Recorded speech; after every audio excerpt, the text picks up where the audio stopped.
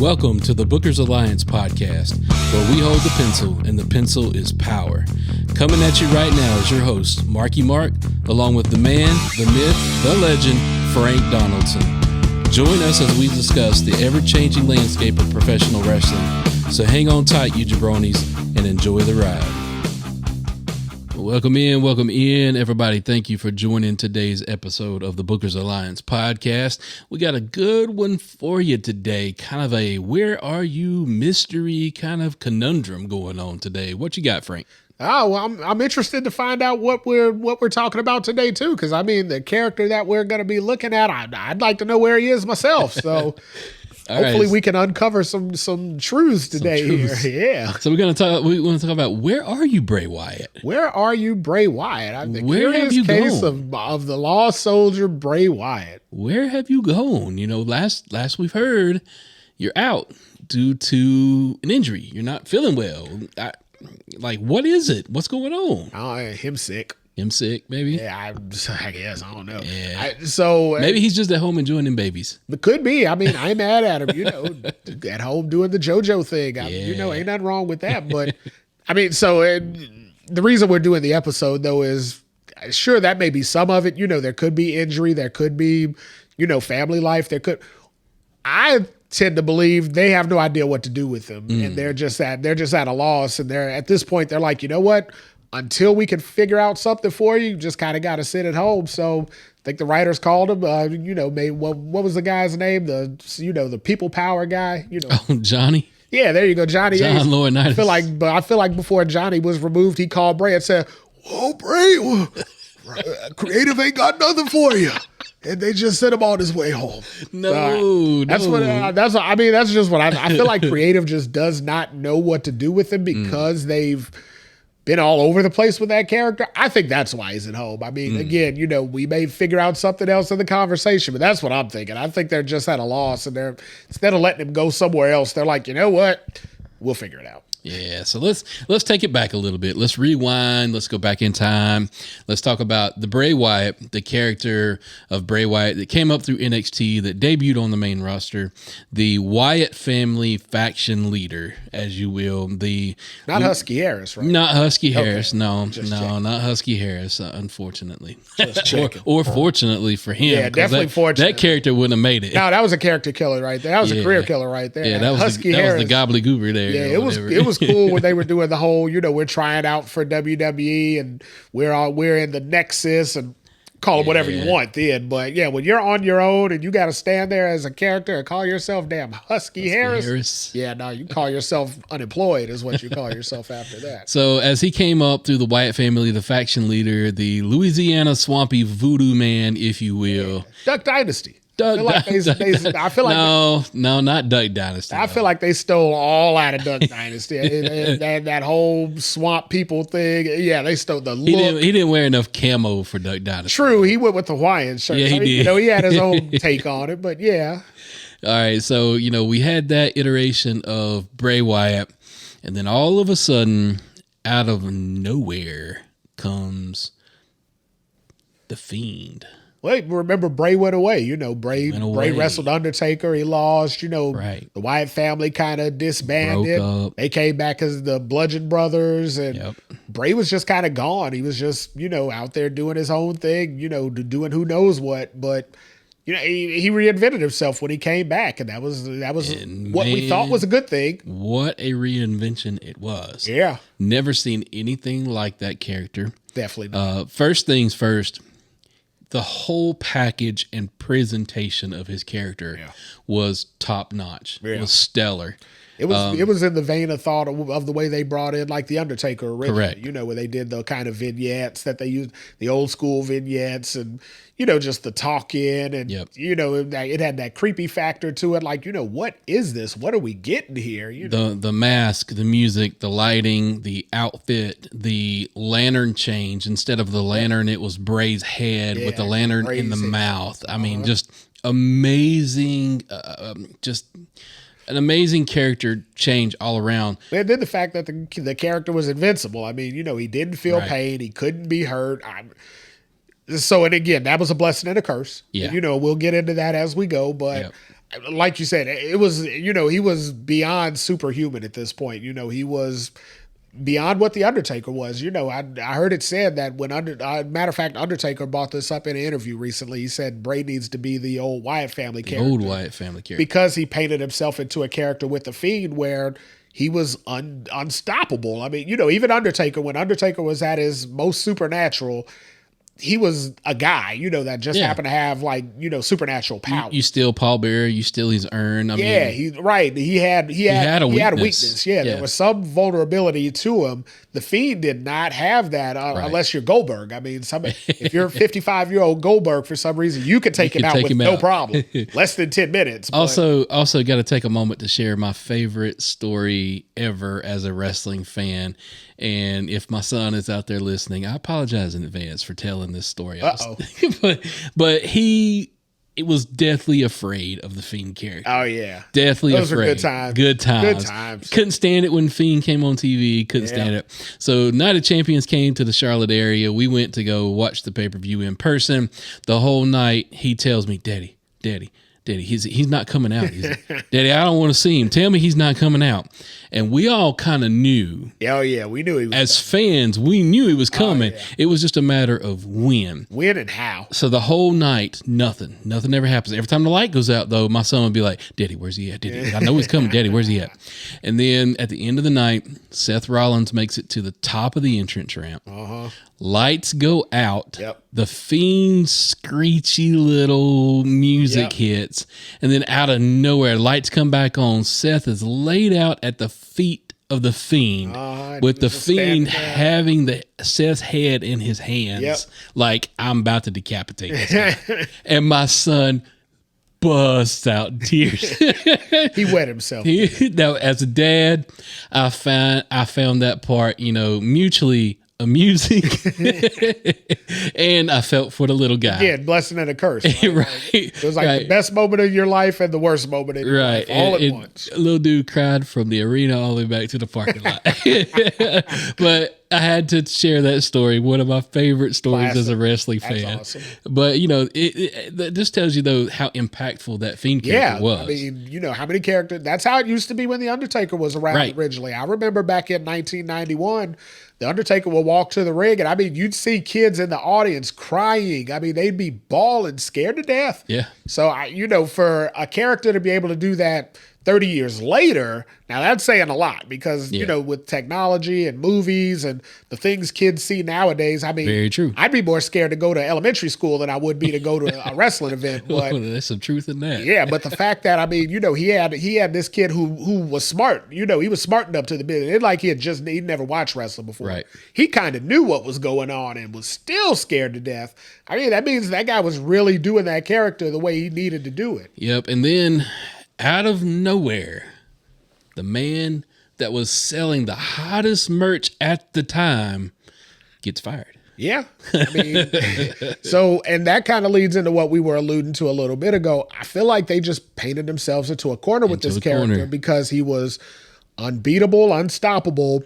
Well, then you beat him with Goldberg of all people. Like, not Brock Lesnar, not Roman Reigns, not not even The Undertaker. Not The Undertaker. I mean, you didn't use your future up and coming stars. You didn't use your equal, kind of the equal Baron character, The Undertaker with his supernatural power. He was fed to the machine. Yeah. I mean, they needed Goldberg to have the title going into WrestleMania to make for the match that they wanted to have. And that's how they facilitated it to get there. I mean, and it is what it is on that, but the fact of the matter is, once you took the glamour off of the Fiend character by letting that happen, you kind of killed it. I mean, you didn't leave much wiggle room for anything to happen. And then, they started the feud with Randy Orton, which we had already seen Bray Wyatt and Randy Orton have some crazy kooky matches up till that point anyway, when they had the Firefly House, the Doom match at the Wyatt family compound, and then they did the Funhouse match.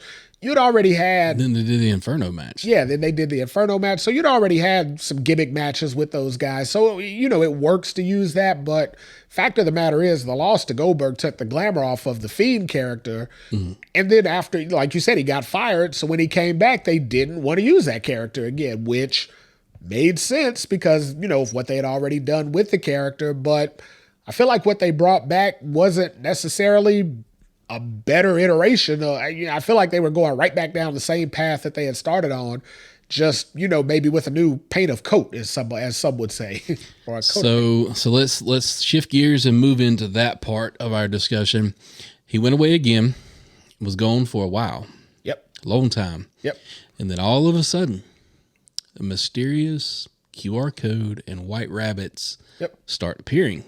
And all of us were going, this has got to be Bray. Yeah. It's got to be Bray. You had the worst kept secret in wrestling at the point in time, but you had the song of Jefferson Starship, Feed Your Head, playing in commercial breaks and live events. Okay. You had the QR codes popping up everywhere. You had the rabbit that went down the hole and played Hangman, and it said Eater of Worlds at one point. There was another iteration of that said Feed Your Head. Yep. So at that point, the secret was out. Secret was out. We all knew it was coming. Yeah, we're going to make it painfully obvious. Yep. But the fact of it was they had, people signing on with their phones. Oh, the chase was wonderful. Reading QR codes. I was one of them. Stuff that up till that point, you were kind of like, Raw, 3 hours. Yeah. My God, by the third hour, you were kind of napping through the third hour, trying to maintain, hitting that DVR button before you fall asleep. Like, I got to get, gone. Well, when this started happening, now all of a sudden you find yourself watching even through the commercials because you're like, what if this code comes up again and I miss it? Everybody on the internet's going to be all over the place, and I'll have no idea. So you're hanging on the edge of your seat, hanging by the thread to see what's coming, and the excitement, knowing that it was Bray Wyatt, didn't ruin the surprise. It was like, hey, okay, yeah, we know it's Bray Wyatt. What is this though? Yeah. He didn't do a white rabbit gimmick before. He didn't do all these things. What are we getting here? Oh my God! And then the return happens, and the return was kind of one of the coolest returns that I've ever seen as a wrestling fan. You had all the puppets from the Firefly Funhouse come out, and there were live iterations of them. Yep. And then out of nowhere, there's a door. Just this big door. Just this with big blinding door. light in the back of it. And then all of a sudden, this character emerges from the light. And it's like, wow. And it's Bray Wyatt. Uh-huh. But as we would learn, it was literally Bray Wyatt. Yeah. It was Wyndham Rotunda. Yeah. And still in the Bray Wyatt name, but it was more of, hey, this is who I really am. Yeah. Had they played that the right way, that would have been gold, I believe. Yeah, so they started it that way. Yeah. Well, then all of a sudden it morphed into, now we got Uncle Howdy with And is Uncle Howdy real, or is a split persona of Bray? Right. What is it? Then Uncle Howdy starts alluding to the Fiend again, and then we're like, oh my God, wait a minute. But then, are we going back to the Fiend, or are we going to have a Fiend versus Bray Wyatt type feud? And then you have Bray saying on interviews, hey, he perceives the Fiend character as dead. He's not coming back. Yeah. But was it kayfabe? Was it story? What was that? What it was all over the place. Yeah, it was. It was a mess. Unfortunately, I think that's kind of what got us to where we're at now. Is a lot of times, and there's a thing to be said about creative human beings. A lot of times, creative human beings, they can make magic or they can make a mess. Right. Because you can be too creative, and if your mind's going in 100 different places, a mile a minute. Well, it's hard to wrangle all that in together and get focused to go down one straight path. I feel like he never got to that point because, they said he was real intricate in the helping of the creation of the character, the guidance of it. And I feel like Triple H and his team gave him, leeway to, hey, let's go see what you can do. Let's see what you can make, because they recognized his talent. They recognized how creative he is. But again, when you've got 500 ideas in your mind at once, whittling that down to one and saying, here's what we're going with, and we're going to stick with this in the long term is almost impossible. I mean, 1 week it may feel great to do this. Well, the next week, I'm really feeling this. Right. Well, somebody's got to be there to say, okay, well, how does this tie into last week? So even Triple H went on record saying that. He had that interview with Errol Houani, and he said, look, my task is, I've got to, how do we manage rein that? It all how in? Do we rein it in? So do I think Triple H, would he have been able to? Would it have been right for him to do that? I don't know. I mean, I never walked a mile in that man's shoes. Don't know whatever, Yeah, his day-to-days. Even though we are bookers here. Yeah. But we ain't booking to that level with $1 billion business and a whole group of staff behind us. The way that I look at it, though, Bray needed a handler. That's how I look at it. He needed a handler. He needed somebody to say, nope, that idea is crap. It don't connect anyway. He needs a filter. I mean, exactly. let's be honest, he needs a filter. Every creative outlet needs a filter. Yeah, he's got 100 pounds of water pouring down, trying to pour it into a Dixie cup. Yeah. You got to have something to get it into that Dixie cup without destroying the cup. And speaking of Dixie cup, Mountain Dew Pitch Black should not have been in that Dixie cup. So luckily that wasn't Bray's fault. That was nonsense. That Mountain Dew gave them a lot of money, and they said, "Hey, let's make something out of it." Let's make that happen. And they said, "Okay, well, all right, well, let's figure something out." But all of a sudden, after all of that, here we are again. Where is Bray Wyatt? Well, so he had the match with LA Knight, and that was the first time we saw Uncle Howdy get physical. Uncle Howdy did the dive off the barricade or whatever you want to call it, jumping on to, LA Knight, who LA Knight's been back. I think he was out for 2 weeks after that. He's kind of turned into one of the hottest commodities. Yeah, he definitely moved on TV right now. He took that little smudge and moved past it and got himself together, but he was the foil to Bray Wyatt's star at that point. Right. He was just kind of the fall guy that somebody had to be that guy, and he was just nominated to be that guy. But since that match, I mean, Bray Wyatt came back for a minute, and he said, "Hey, I'm going to take on whoever wins the Brock Lesnar Bobby Lashley match," which that never transpired. The rumor was that he was injured or sick or okay, we could take that, but that was February. I mean, we're in July now, and nobody said that he had or contracted or anything along those lines for anything that would keep him out that long. Yep. So at this point now, you got to start to speculate, is there an injury or is it just creative? Right. I mean, and we know that there was hints that Alexa Bliss was getting ready to potentially go back to be in the dark Alexa Bliss, being with Bray. Yeah, Uncle Howdy was interacted with her, things like that. So, and we know that Ryan Cabrera was also he was interacting really well with her. Yeah, apparently, because she's got a demon spawn now, so they've impregnated her on TV. Not on TV. Not on TV, no. But it just in real life. And again, congratulations, Alexa. Congratulations to going into parenthood. Yeah, definitely not congratulations to Ryan Cabrera, because he's the luckiest somebody on. He don't need my congratulations. He's fine doing whatever he's doing. Yeah, that dude, thumbs up, bro. But could it be the fact that they were waiting on Alexa? Could it have been they had a storyline ready to go, and then all of a sudden Alexa says, "I'm pregnant." Could be, but again, the same thing. They had Alexa sitting on the sidelines for a long time before. I mean, what do they say? Idle hands shall, shall sin lead to what? You leave somebody like Alexa Bliss at home for 5-6 months. Whoa. Well, I mean, she's a newlywed.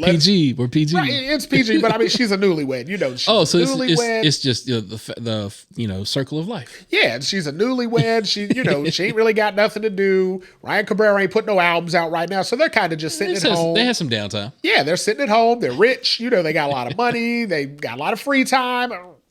Things happen. We got to get back to Bray Wyatt. Oh, okay, gotcha. So maybe she's got to have Bray Wyatt. Maybe that's a place maybe we could fantasy book out of that. Maybe she has the young child, and then it turns out like in a Fiend mask, pops out looking like the Fiend. Yeah, that would be awesome. Hey, we've seen worse. I mean, Mae Young gave birth to a hand. Yeah, we've definitely seen worse. So Bray is missing again. Don't know where he is. Hoping he's okay. In reality, hoping he's great. Definitely that part is true. No matter what, if he is injured, hopefully he's getting the rest and recovery that he needs. Yeah. But if it's creative, hopefully they get this together. Yeah, greater minds can prevail on this, and they can sit down and say, you know what, we need to figure out a long-term storyline for whatever character you're going to be. Yeah. And just stick to it. You know what I mean? We can't be all over the place. We can't vary between X character, Y character, and Z character, and then maybe A, B, and C on top of it. We got to pick our character. We got to pick our storyline. And if you do have all those characters, don't drag it out so long. No. I'm sorry. us fans today, we don't have the attention span like that. not for that. I mean, we've kept it with the Bloodline storyline for 3 years, and that's doing good because they bring different facets to it. Right. You can't give us so much and then take so much away with one character like that. You got to commit. At this point now, I feel like they just got to pick their character, commit to it, and head off into the sunset with them. Win, lose, or draw. So, we're hoping the best for Bray. We're hoping the best that, if it is an injury, we wish him the best. If it is creative, come on, guys, get the story together. We want to see him back on TV. Absolutely. But with that, that's the curious case of Bray Wyatt, and hope he makes his return.